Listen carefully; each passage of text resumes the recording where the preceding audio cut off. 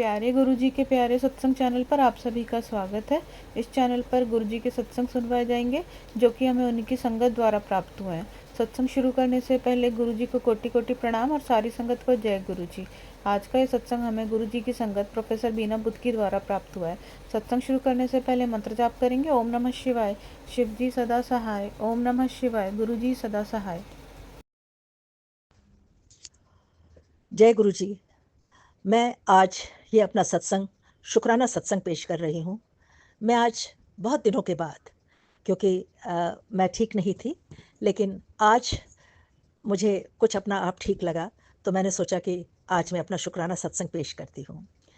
सबसे पहले मैं आज का सत्संग गुरु जी के महामंत्र से ही शुरू करती हूँ। ओम नमः शिवाय, शिव जी सदा सहाय। ओम नमः शिवाय, गुरु जी सदा सहाय। ओम नमः शिवाय, शिव जी सदा सहाय। ओम नमः शिवाय, गुरु जी सदा सहाय। जय गुरु जी। शुक्राना गुरु जी। ये शुक्राना मेरा 5 मार्च मतलब मार्च के महीने का है।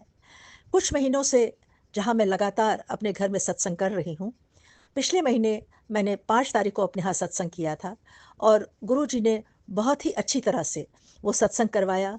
खुद ही लोगों को भेज दिया और सबने खाया, पिया, सत्संग किया, सबने अपना सत्संग सुनाया भी। कई अंकल और कई आंटी जी भी आए हुए थे। मुझे बहुत अच्छा लगा, क्योंकि फिर उसके बाद मुझे 7 को निकलना था, तो इसलिए मैंने ये 5 मार्च को ही अपना सत्संग समाप्त किया।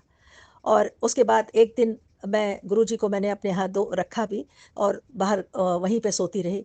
बस ऐसा लगता था कि पापा घर में ही विराजमान हैं। तो खैर मुझे निकलना था, तो 7 तारीख को मैं सुबह पूना के लिए निकल गई। मैंने पहले भी बताया था कि गुरुजी की कृपा से मुझे अपराजिता पुरस्कार मिला था पूना में। तो उसको लेने के लिए जो 8 तारीख को था, 8 मार्च को पूना में था, तो मैंने उस अवार्ड को लेने के लिए पूना गई। वहाँ उस अवार्ड को मैंने ग्रहण किया और जय गुरुजी, शुक्राना गुरुजी मैंने बोला।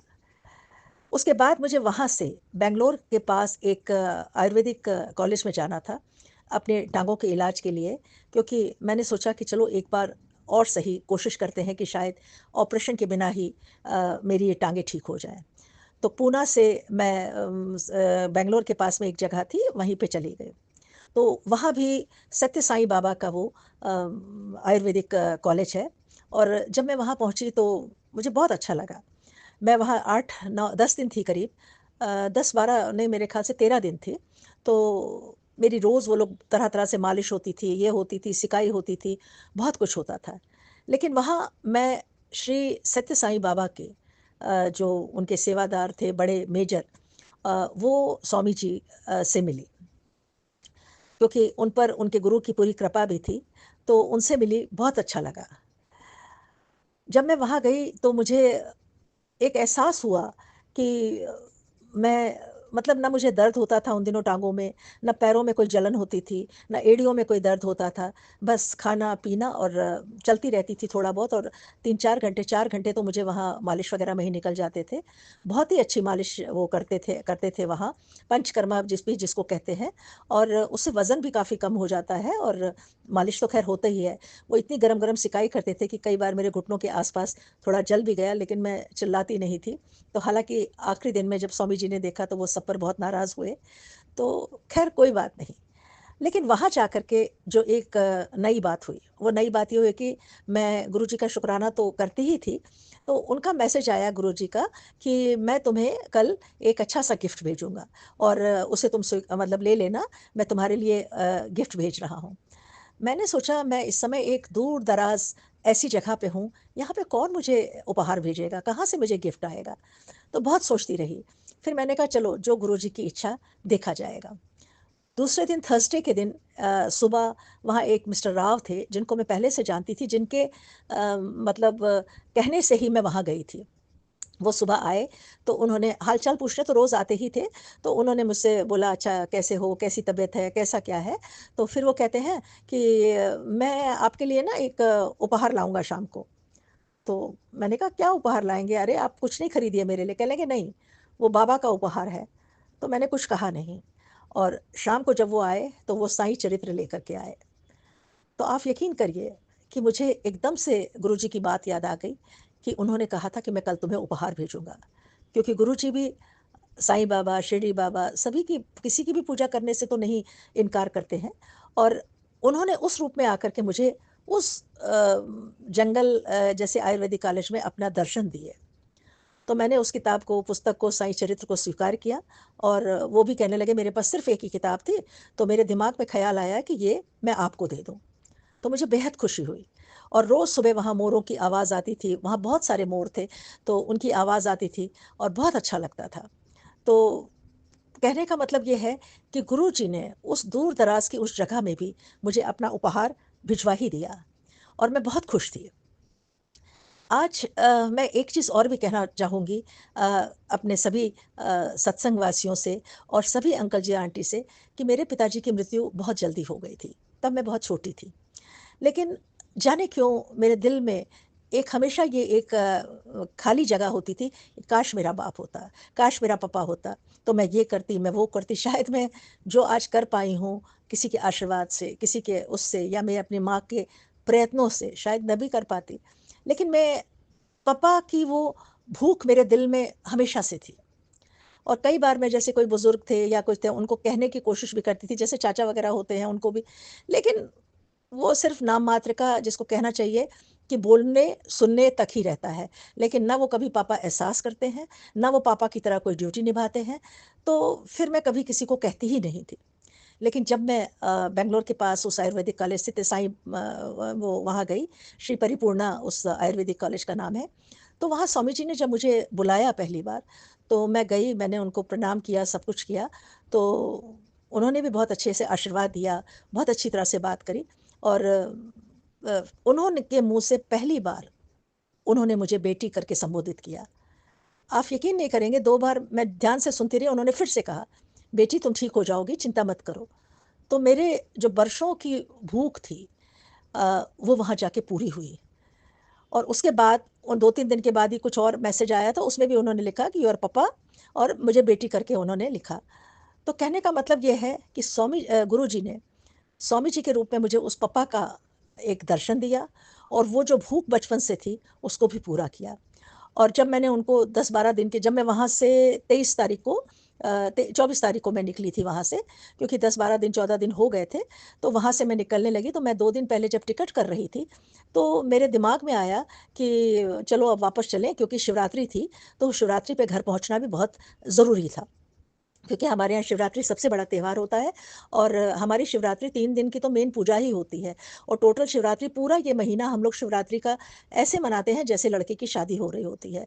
पहले दिन से जैसे गुरुजी आते हैं वो गायत्री का फ़ोटो देते हैं ये है, तो वो असली इस बात का अभिप्राय होता है कि वो लड़की की शादी का न्योता देने आए होते हैं।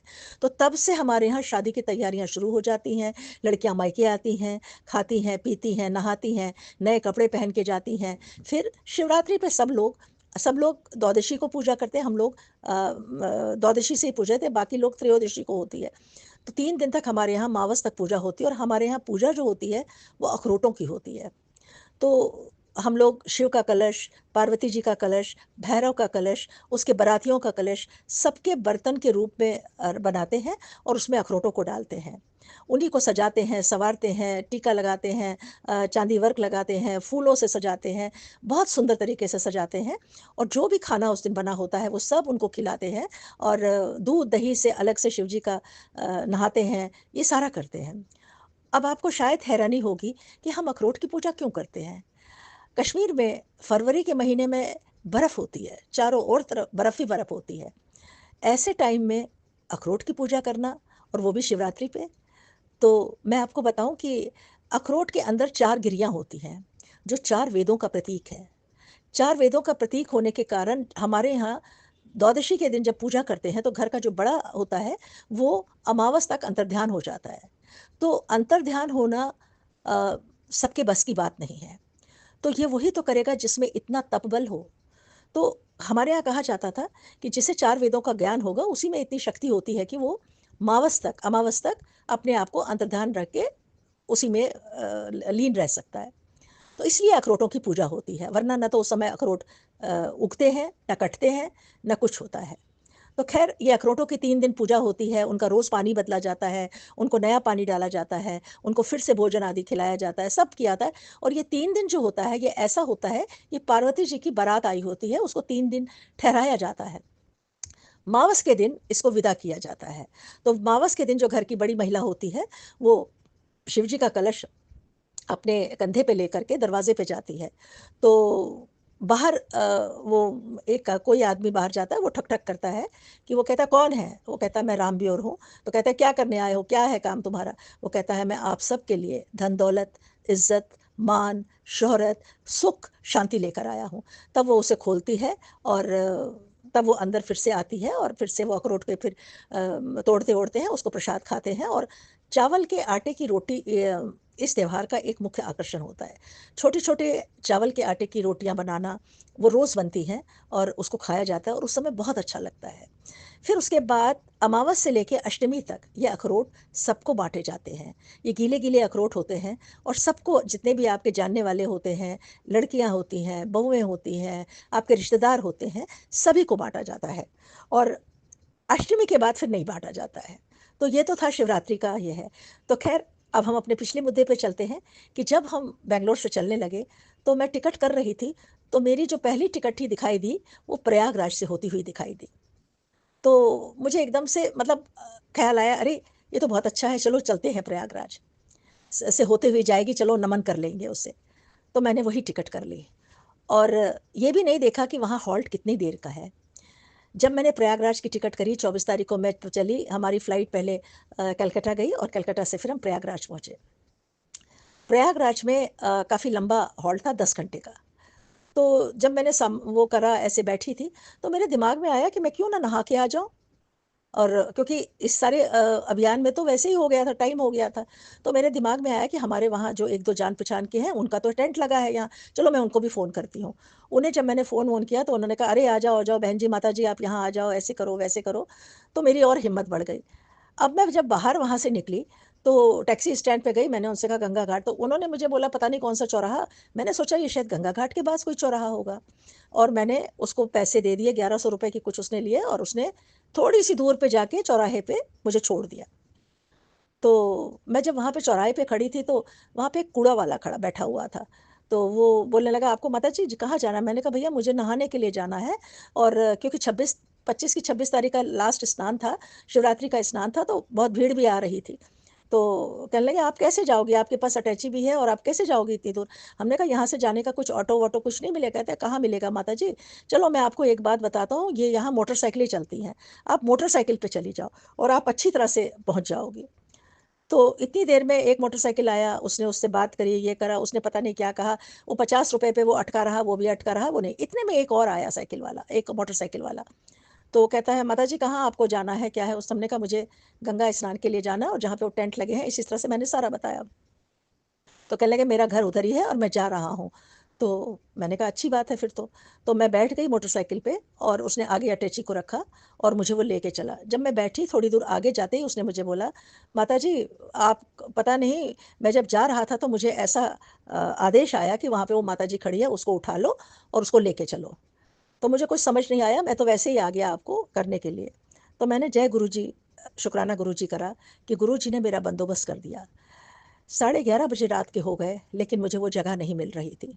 तो ख़ैर किसी तरह मैंने उनको फ़ोन-वोन किया, तो उन्होंने कहा, "आप यहाँ पे आ जाओ, तो हम वहाँ से आपको ले लेंगे।" इतनी देर में मेरे मोबाइल का चार्ज भी ख़त्म हो गया।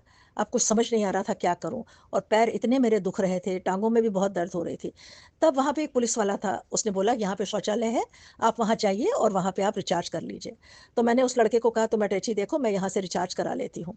तो थोड़ा-सा फ़ोन रिचार्ज हुआ, तो उसको फ़ोन किया, तो वो थोड़ी देर में मुझे लेने के लिए आ गए। तो ख़ैर उन्होंने कहा चलिए वहाँ पे है, तो हम उनके घर करीब 12 साढ़े 12 तक जाके जब पहुँचे, तो वहाँ पे टेंट-वेंट कुछ लगा हुआ था। तो हम अंदर घुसे, ठंड भी बहुत लग रही थी। तो उन्होंने बहुत अच्छी कंबल मुझे वग़ैरह दिए, उन्होंने कहा आप कुछ खा लीजिए, हमने कहा नहीं कुछ नहीं खाना है। कहने लगे चाय पी लीजिए, तो उन्होंने मुझे दूध का गिलास दिया और मैं वो पी कर के सो गई। सुबह मैं जब उठी फिर से, तो मैंने देखा कि उनकी माताजी जो हैं वो मोटरसाइकिल पे जा रही हैं नहाने के लिए। तो मैंने उनको प्रणाम किया क्योंकि मैं उनको जानती थी, तो वो वैसे वृंदावन के हैं लेकिन वो बॉम्बे में अक्सर आते रहते हैं। तो मैंने उनको प्रणाम किया, सब कुछ किया, तो मैंने कहा, "कल माताजी रोज़ जाती हैं ना गंगा स्नान करने के लिए, तो वो मोटरसाइकिल पे ही जाती हैं।" हमने कहा, "अच्छा।" तो थोड़ी देर में मैं भी उठी और उस दिन एकादशी थी और एकादशी का मेरा व्रत था। तो जाने-अनजाने में जो मैंने सोचा भी नहीं था कि एकादशी के दिन मुझे स्नान करने का मौका मिला। तो जब उनकी माताजी वापस आ गईं, सब कुछ हुआ, तो कहने लगी, "आप भी बहन जी चली जाओ और आप भी स्नान करके आ जाओ।" तो वो लड़का बोला, "माताजी पैदल कहाँ चलोगी? चलो आप भी मोटरसाइकिल पे चलो, मैं आपको स्नान करा के लाता हूँ।" तो उसने मुझे मोटरसाइकिल पे बिठाया और कई घाटों पे गया, जहाँ पे एक जगह बहुत कम भीड़ थी, वहाँ पे उतार दिया और कहा, "आप नहा लो यहाँ पे।" तो मैंने खूब अच्छे से डुबकियाँ लगाई, खूब नहाया, खूब अच्छे से किया। फिर गंगा किनारे बैठ के अन्नदान ये सब वो सारा भी करती रही और फिर उन्हीं गीले कपड़ों में मैं वापस आ गई। तो घर आकर के फिर मैंने कपड़े बदले-वदले और फिर मैंने एकादशी का उनका भी व्रत था, तो मैंने भी वहाँ पे खाया-पिया, सब कुछ किया। तो मुझे बड़ा अच्छा लगा। मैंने कहा, देखो, गुरुजी ने सब बंदोबस्त कर दिया। लोग परेशान होते हैं, कैसे जाएँ, किधर क्या जाएँ? उन्होंने मुझे सारा रास्ता भी इसका बना दिया और अच्छी तरह से मुझे नहाने का भी हो गया, ये भी हो गया और कोई परेशानी भी नहीं हुई। तो उसके बाद दोपहर हो गई, दोपहर में को भी मैंने कुछ आलू वगैरह खाए, तो शाम को मेरी फिर मुझे फ़्लाइट के लिए फिर से अब टाइम हो रहा था। तो मैंने उनसे बोला, कहने लगे, "माताजी, हम आपके लिए यहाँ से भी एक स्कूटर वाले को बता देते हैं, वो हमारे जान-पहचान का है, वो आपको एयरपोर्ट पे छोड़ आएगा।"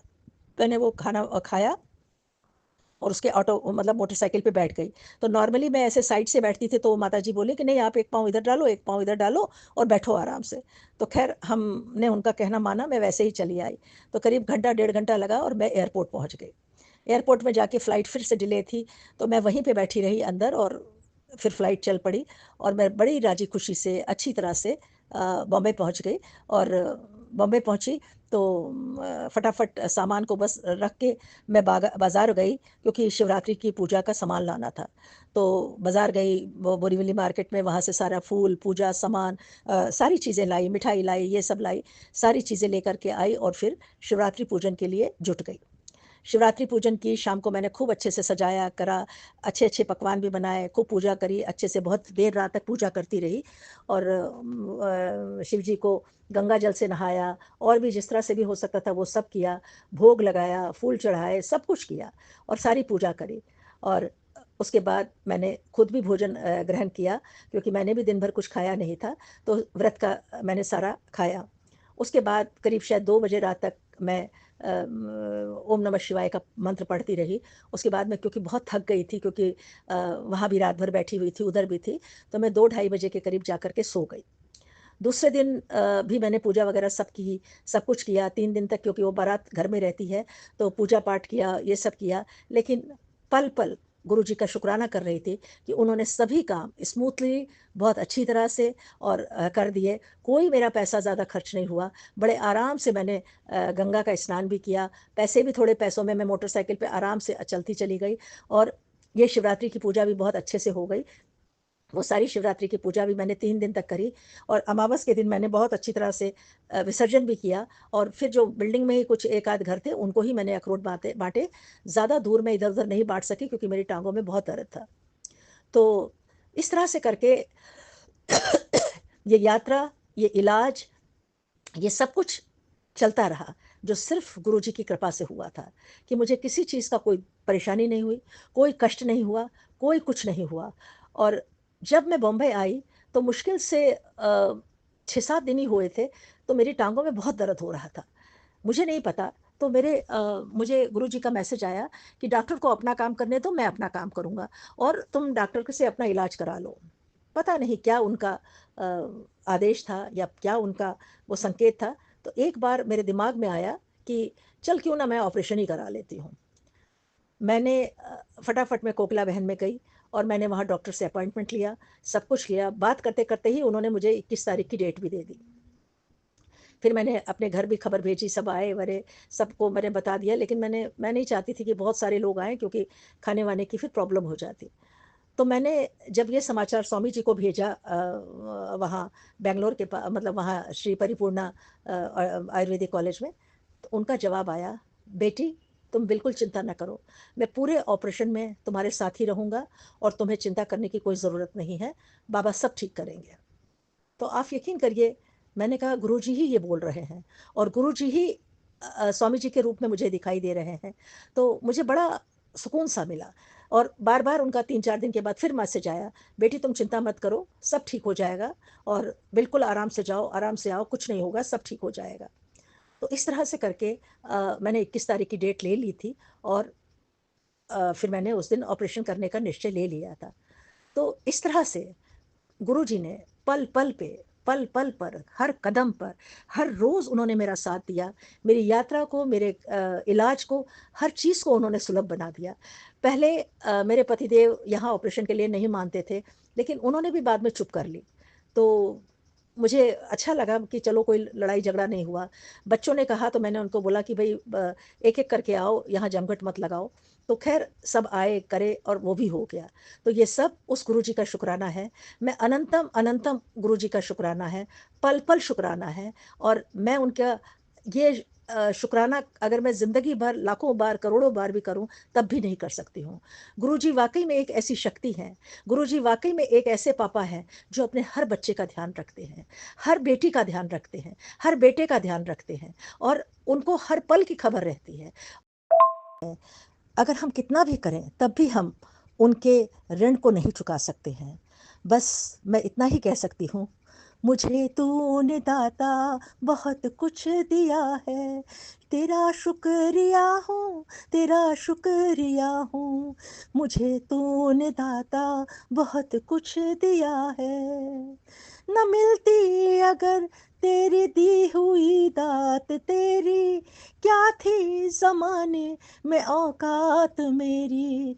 तुम्ही ने मुझे तो जीना सिखाया, तेरा शुक्रिया हूँ, तेरा शुक्रिया है।